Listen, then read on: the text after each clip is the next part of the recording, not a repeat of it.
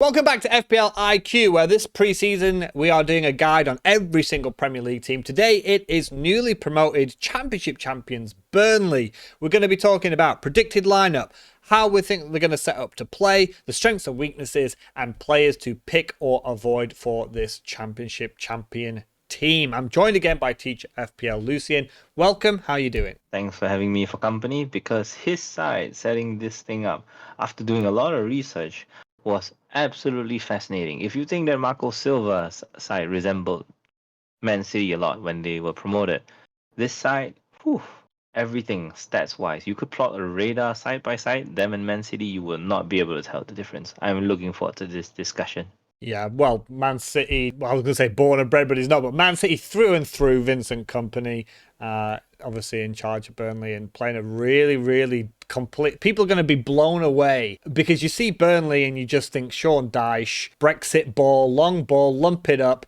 And this is not like that team whatsoever. So let's have a look at the predicted lineup. So in goal it's currently Muric, but I do believe that they're trying to sign Trafford from Manchester City, who was at loan at my very own Bolton Wanderers last year, and he's absolutely fantastic. He's just won the Euro under 21s with England, saving a penalty with the last kick of the game, and saved the rebound from that. Fantastic player. Is he going to go into starting 11? It's too soon. Of course, pre-season, keep your eyes out on friendly fixtures. Now, the point we have a little bit for some of the promoted sides, and when we talk about this predicted 11 I'm going to go through, is players with the question marks. That's because the starting 11 from last year are no longer with them. So Roberts at right back, I believe he was in team of the season for the championship, but he's there. Centre backs, I've got Bayer and I've got Al Dakhil. If I'm butchering that name, I'm terribly sorry. And I've got Taylor at left back. Now, Taylor has a question mark because left back last season was Maatsen, who was on loan, so he's not there anymore. In midfield, you've got Cork, you've got Cullen, and you've got Brownhill in this 4-2-3-1 formation. You've got Zerari on one wing, you've got Manuel on the other, and you've got Rodriguez currently up front. I know Weghorst is there, but he's kind of been itching to get out of Burnley since they got relegated. I'm not too sure if it's going to be Rodriguez or Weghorst, but I'm leaning towards more Rodriguez. And Manuel has a question mark because Teller was on loan, I believe, from Southampton, and he was one of the absolute stars of this side last season. He's gone back to Southampton, hopefully to maybe from their point of view to get them back into the Premier League. A couple of question marks with this side just because they didn't play there last season. They were on loan. So you had Maatsen at left back and you had Teller at right wing. 4-2-3-1. Nice footballing side in the Championship. What do you make about this side? It's just a testament, isn't it, about what different managers can do to the same 11. What you mentioned about Sean Dyche was literally a year before Kompany, and they didn't do too bad. Right now, yeah, Burnley playing total football from some perspectives really will make us think, will Kompany copy Pep Guardiola's next transition into this era, or will he invent his own style as Arteta did? Because we have to keep in mind that there are a lot of disciplines of football that stem from South America. I mean, Pep Guardiola's philosophy is one of them, right? That started from Europe, but we do have a lot of counter-pressing sides that were based in South America, like Pochettino and all that. And there's going to be a clash of styles and basically an innovation of styles moving into this current decade. So the question is, will the student beat the teacher? Or will they become a new teacher of their own and invent new students? This is where I feel Kompany's starting 11, right, will sort of test Guardiola's philosophy to the fullest. Because Guardiola will abandon his philosophy and try something new completely. Kompany would probably give it a little bit more time. Will this whole system of, for example, shifting fullbacks into midfield, right? This is a trend that only Guardiola can do. Maybe Zinchenko did a little bit, but beyond that, can Kompany do the same thing within a team? Because if it catches fire, it will signal to the rest of the league, do it. Come up with your own fullback that can play in midfield. And we will see a new generation of players as such. So we shouldn't get into strengths and weaknesses, should we? I usually sound really negative for newly promoted sides, but I think it's always good to start with a bit of caution because they're promoted. So you can always argue every year the top three that come up are the weakest on paper. But one of the strengths that Burnley have is they do have players here with Premier League experience. They have been in the Premier League before. So the likes of Brownhill, Cork, Jay Rodriguez, even Taylor if he comes in at left back, Roberts at the right side. You've got players that have played in the Premier League and they know what's expected of them. They've experienced it before, they've been relegated before, and they don't want it to happen again. Another strength was that just Burnley were just clear champions. They finished 10 points ahead of second place Sheffield United, 18 plus 18 goal difference as well. And I just think that they are the strongest of the three promoted sides. And you know, like the sort of joke when they say, like, you don't, if a bear is chasing you, you don't have to be faster than the bear, you just have to be faster than the people you're with, right? That's how it feels like with Burnley. If they're ahead of the other two sides, they only have to beat one current Premier League side to stay in the Premier League. And I think that is a possibility. And in terms of FPL, I just wanted to mention, I think we talk about him in our top three picks. I said Teller and Roberts were in Championship team of the season.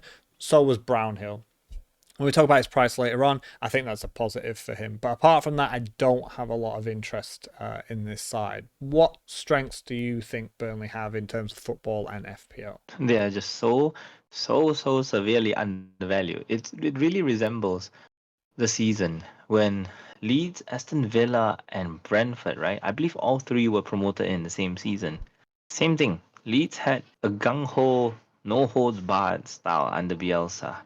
Villa were a little bit more practical, but at the time we saw it was Brentford that had Ollie Watkins, wasn't it? And Villa came up with a really experienced side. So we saw all these 6.5 million strikers that just came to prominence randomly because they were talismans for their sides coming up. What I love about the Burnley is that they currently do not have a talisman, right? Because Nathan Teller's gone back to Southampton. And they have to find one. I find that the beautiful thing about Pep Guardiola's football is that the goals still have to come from the wings. It's only last season that they atypically shifted to Haaland, but otherwise, it's usually some winger that can crash into the half space that usually scores goals.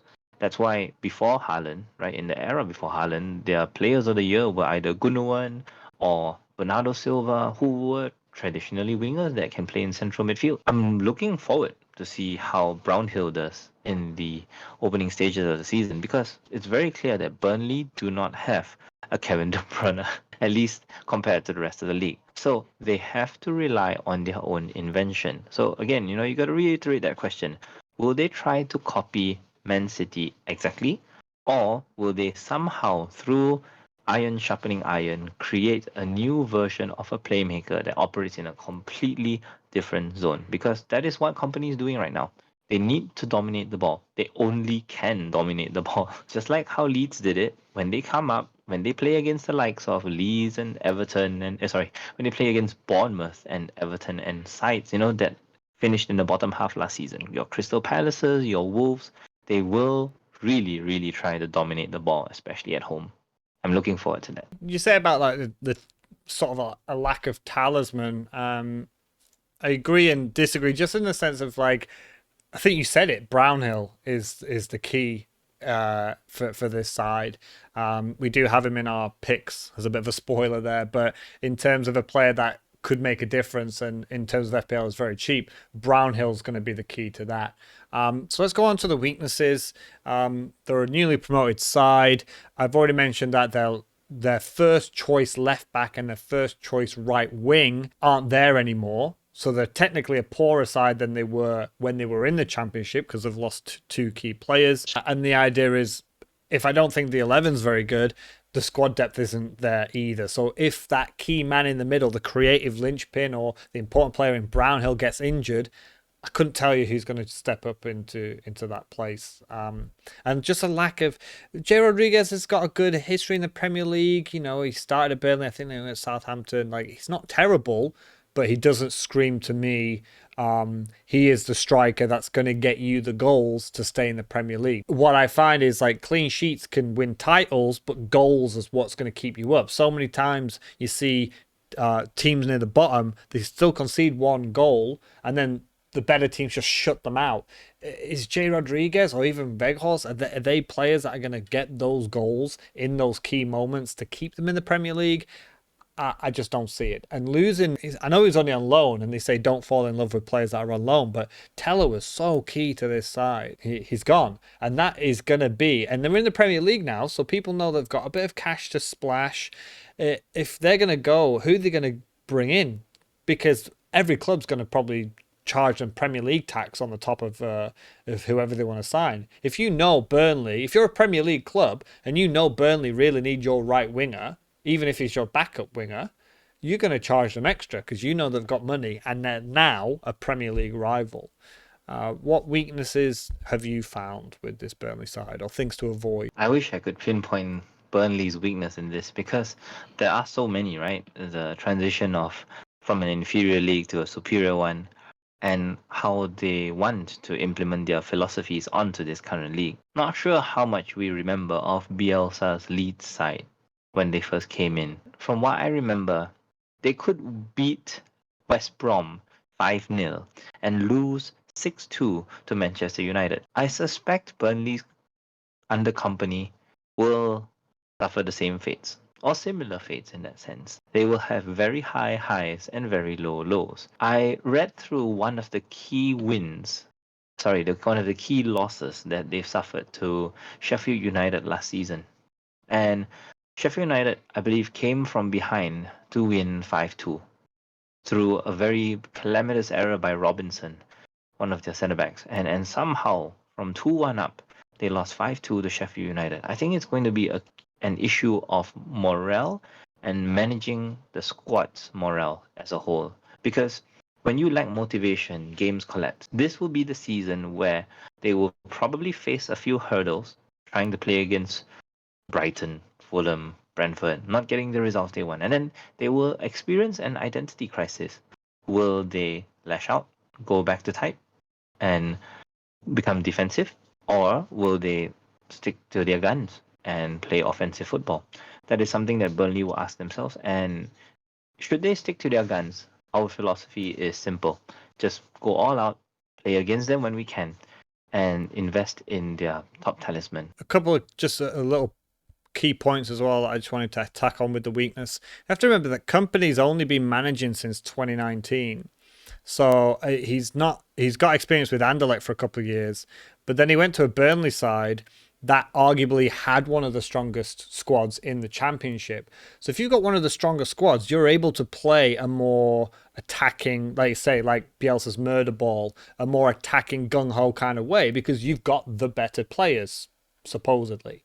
The problem that you've got now is you're trying to play that kind of football against teams who are superior to your own, which can spell trouble.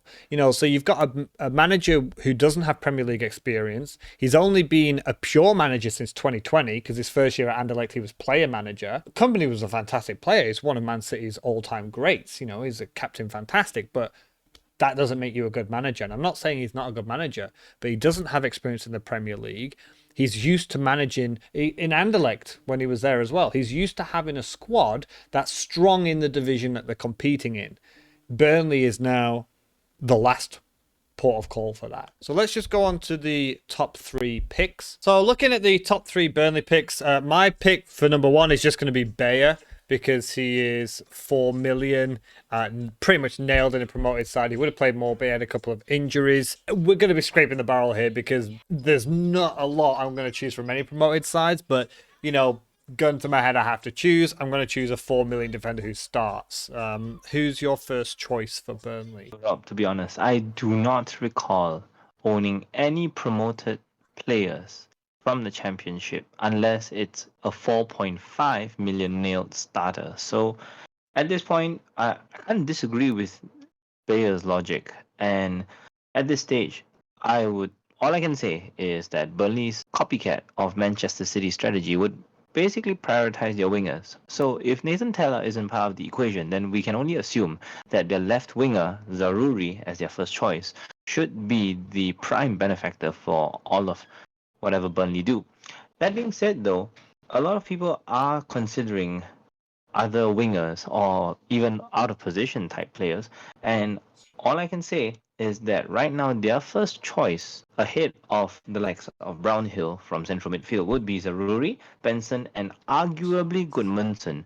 So take all of this with a pinch of salt because we have no idea what Burnley's attacking midfield or how they will interact up front.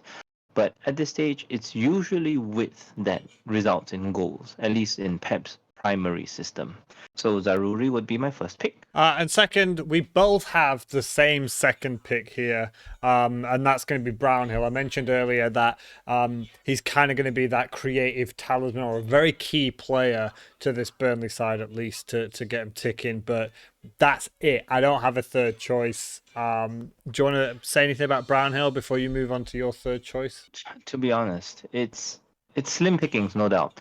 And given their prices, I think FPL has this suspicion that these Burnley assets will come good later in the season, and they basically do not expect us investing in any of their attacking assets from the get-go. So really, it's about timing. And all I can say is that Burnley resemble Manchester City so much that they've even replicated their 2-3-5 as well as their 2-2-6 formations last season. But as you said, this assumes that Burnley are the dominant side. And that assumes too that opponents play defensive formations against them. So until the Premier League takes Burnley seriously, it has to be assumed that none of these players, even Brownhill aside, really, they're only second choice because we're waiting to see if Brownhill behaves like a Kevin De Bruyne or whether he chooses to behave like a Gundogan running beyond the number 9 to finish chances off in the half spaces. But that's about it, really, because even my third pick, Vitinho, he's only there because he played as an attacking midfielder, as mentioned in the first draft video. But at this stage, I mean, who knows, right? I mean, whenever you see a defender play all the way in attacking midfield, you're getting like shades of Angelino, if anybody remembers the guy. Yeah, he used to play for Man City as well. Yeah, it's really difficult to say. I mean, if Kompany is going with a squad with that much fluidity, who knows, right? We just got to be patient, let them iron things out in the first 3 to 4 game weeks, adjust their practicality a little bit, and invest accordingly. But I think a lot of people will be taking maybe like Bayer for 4 million sort of fodder as your second or third bench, right? Maybe having Brownhill if you've got a 5-man midfield and you want that option, but there's not going to be a lot happening. What about players that you think might be a trap? It's difficult to talk about Burnley, isn't it? Because their expectations are so low in the first place. You'd need to be attracted or tempted by Burnley defense, offense, in order to be trapped by them. In your previews, you've mentioned Connor Roberts as one of their standout players of the season, but really Kompany uses him similar to how John Stones rotates into midfield, and that doesn't necessarily make him a more attacking threat. So I suppose if anybody's interested in Burnley's fullbacks, I would say stay away because you are much, much better off investing 4.0 in their starting centre backs. Sorry, I said a little bit of an intruder come over here for a moment. I just try to that's guest lovely. in I'm as sure try to get on the video before we say our final ratings. I'm gonna give Burnley a 4 out of 10, and that's because they've got one 4 million player that will bring in. What would you give Burnley out of 10 for an FPL point of view? I heard her say 4 out of 10. She did. She said 4. Agree She with said her. 4. Yeah, exactly. For sure, so she said it's 4. 4s all around, you know. Just wait KIV until further notice. Pre-season, they might bring some players in who might be very important, but we're covering every video, every team with videos during pre-season. We want to have an in-depth guide into all of them, even if we personally don't see Burnley as a big potential right now. You never know. We could have found something that stuck out to us in the research, but as of yet, no. That's going to be it for our Burnley video. Coming up next will be one that more people will be interested in. It is Chelsea, who had a very, very poor season by their own standards last season. Big change of players coming in and a new manager as well. So it'll be interesting to come up with them. Let us know in the comments below if there are any Burnley players that you guys are interested in starting the season with. And that's pretty much it for today. So thanks again, Lucian, for joining, and have a good one.